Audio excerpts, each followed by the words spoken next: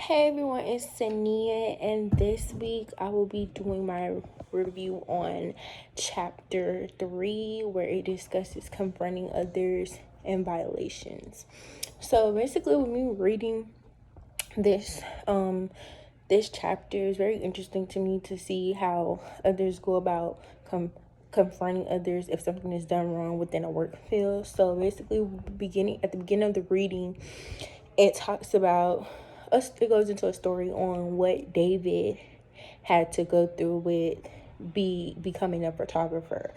So he started this interest at a very young age, and eventually, later out of high school, he was hired at a higher firm to participate in photography, which is a very exciting thing for him. So as he was going along that journey, he was taught the do's and the don'ts of what should be done when you're doing photography.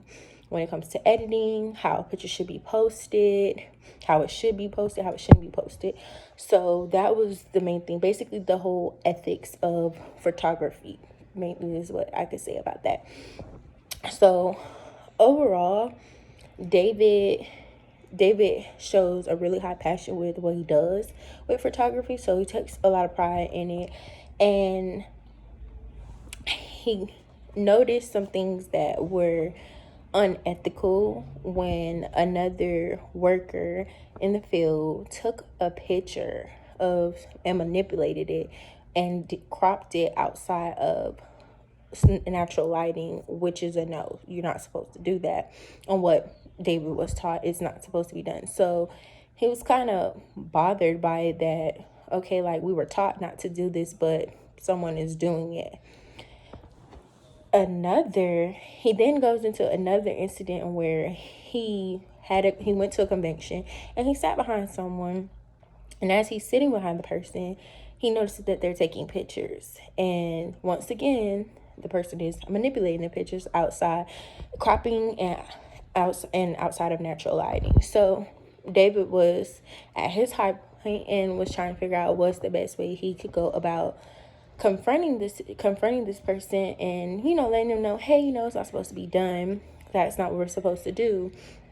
But instead, someone else was able to catch them on catches the person post and lets everyone know that, hey, this is a no, we're not supposed to do this, and this post needs to be taken down because it wasn't cropped correctly and it wasn't in natural lighting.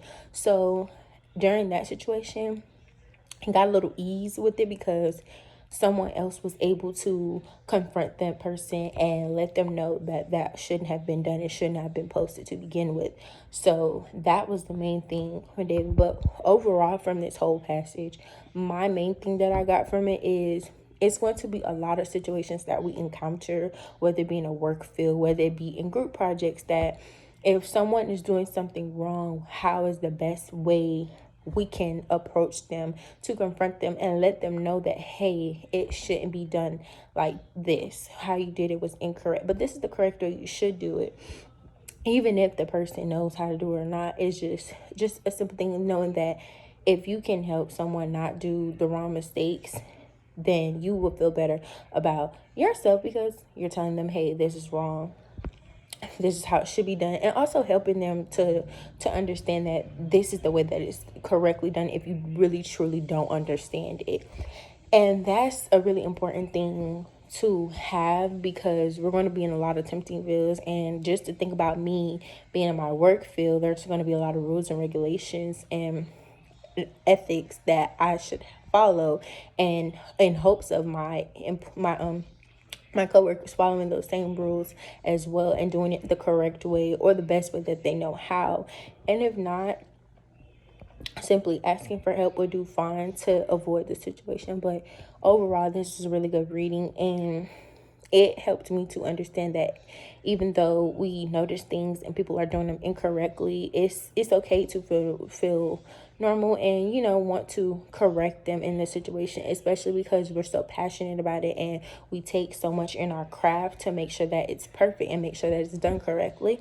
So we should do what we have to do in making sure that it continues to be corrected and it stays perfected throughout the whole time of our process. And That's pretty much what I got. Thanks.